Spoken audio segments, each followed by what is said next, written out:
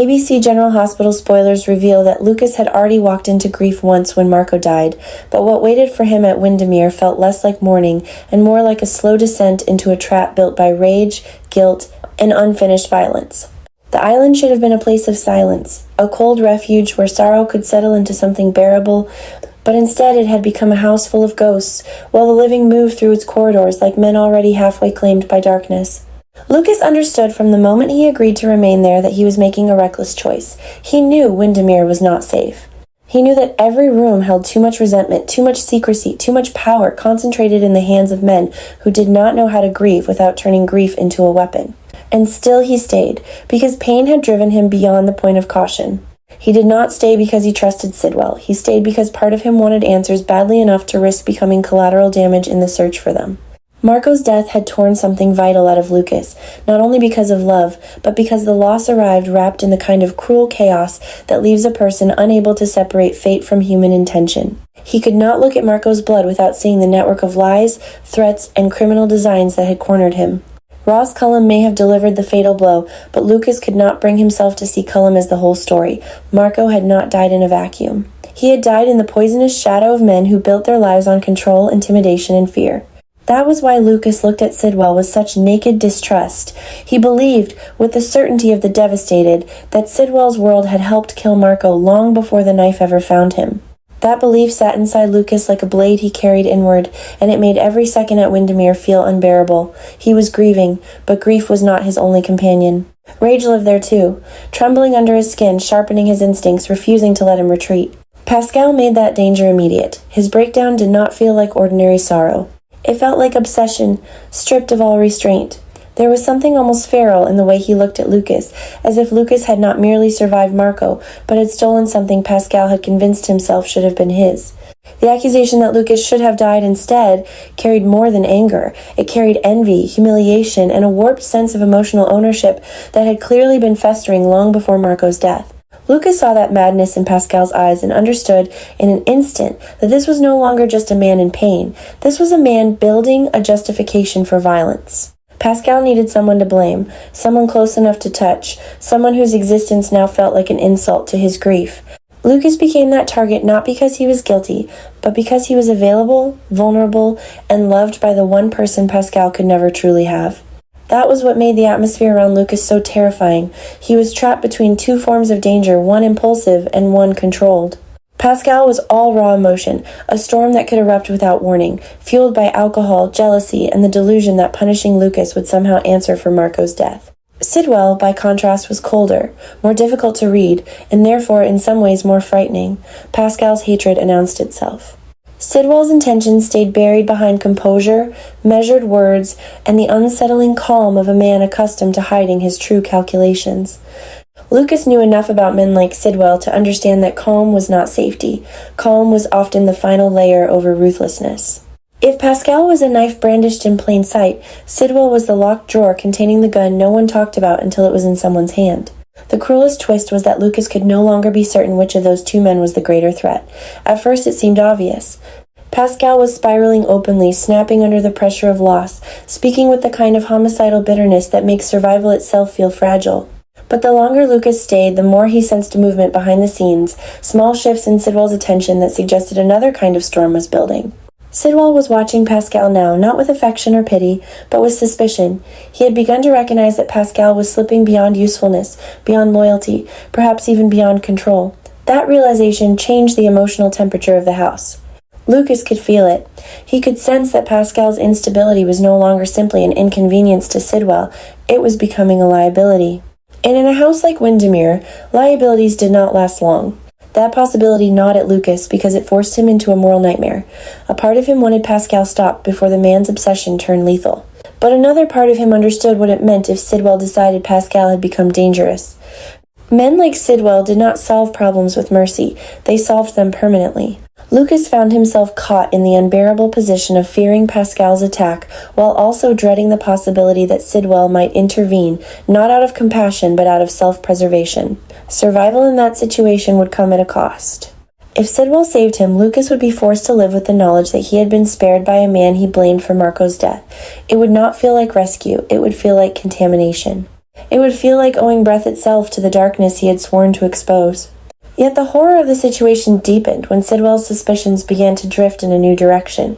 Grief has a way of loosening truths from the edges of memory, and Windermere had become a place where every glance, every unfinished sentence, every contradiction carried hidden weight. Sidwell had spent too long building a world where he believed he understood all the players. Marco's death disrupted that illusion. Now, beneath the surface of his outward control, another obsession was taking shape. He was beginning to suspect that the obvious story was incomplete. Cullum had blood on his hands, yes, but perhaps not in the clean, simple way everyone wanted to believe. Perhaps there had been another hand guiding events, another betrayal concealed inside the visible crime, another identity or motive still hidden beneath layers of panic and revenge. The more Sidwell sat with that thought, the more it consumed him. He did not grieve like ordinary men. He investigated, calculated, hunted. Once doubt entered his mind, it could not remain a passing suspicion. It became a mission. That shift was catastrophic for Lucas, because it meant he was no longer merely trapped in the aftermath of Marco's murder. He was now standing inside the opening movement of a darker revelation. If Sidwell truly believed there was more to Marco's death than Cullum's blade, then Windermere was about to become even more dangerous. Suspicion would turn inward. Loyalty would fracture.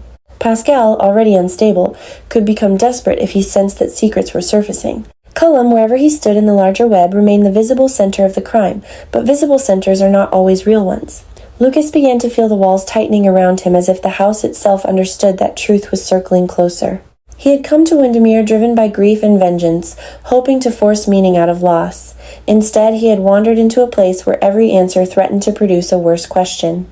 What made Lucas so compelling in this storm was that he could not retreat emotionally, even when instinct told him to run. He was a doctor, a man trained to read wounds, stabilize chaos, and save life when death pressed too close. But none of those skills could protect him here. This was not a crisis of medicine, it was a crisis of proximity. He had become too close to the men who shattered Marco's world, too close to their grief, too close to their guilt, too close to the violence still hanging unresolved between them. And beneath all of that was Lucas's own self-destructive need to matter to the truth. He could not bear the thought that Marco's death would be reduced to one more bloody act in a city drowning in unfinished justice. He needed the death to mean something. He needed the right person to pay. He needed the story to resolve into a shape he could survive. But reality kept denying him that simplicity. Pascal's obsession with Lucas made the emotional stakes even uglier because it was rooted in a cruel inversion of love. He did not mourn Marco by honoring what Marco wanted. He mourned by attempting to erase the person Marco chose. That is a frightening kind of grief because it transforms tenderness into entitlement and loss into possession.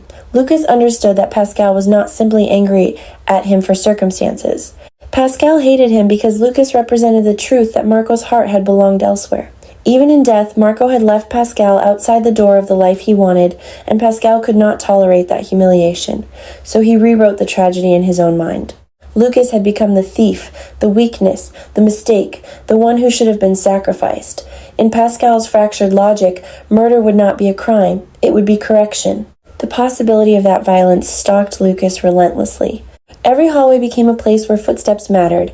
Every shared room felt like a stage before an attack. Every glass, every shadow, every silence took on a threatening meaning. Lucas tried to stay alert, but constant vigilance has a way of wearing a person thin. Exhaustion blurred the line between instinct and paranoia. He began to wonder whether the real danger would come from Pascal lunging in drunken fury, or from something subtler, a poisoned drink, a staged accident, a blade waiting in the dark. The uncertainty was its own kind of torture because it denied Lucas the ability to prepare for one enemy.